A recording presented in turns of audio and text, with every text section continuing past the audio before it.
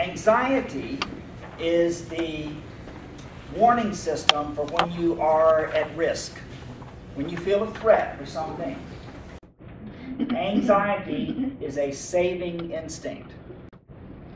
But for 13% of kids, it is out of proportion with what's going on. In fact, it doesn't even have a lot to do with what's going on.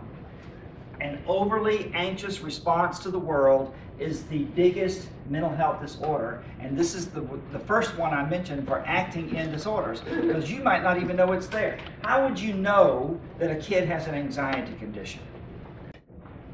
Lack of engagement, lack of taking risk, lack of interacting. Those would be some of the indicators there. Are there any nurses in the room today? Well, your school nurse knows this kid, because this kid has a tummy ache, so they got to go see the nurse. 60% of the recognition of a mental health issue happens with the nurse.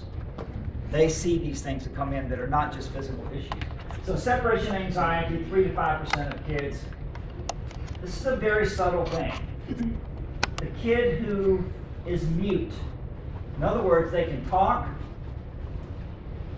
but they choose not to. Now, when I was reflecting on what happened at Sandy Hook, literally, I could not talk that day. For some of these kids, their anxiety is at a level where that is kind of the way they are. Literally, they cannot open their mouths without falling apart. So is it a choice?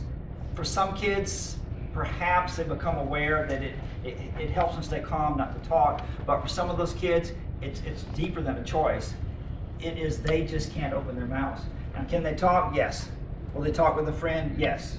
It's a small percentage of kids, but this is another flavor of anxiety. About 1 out of every 200 kids.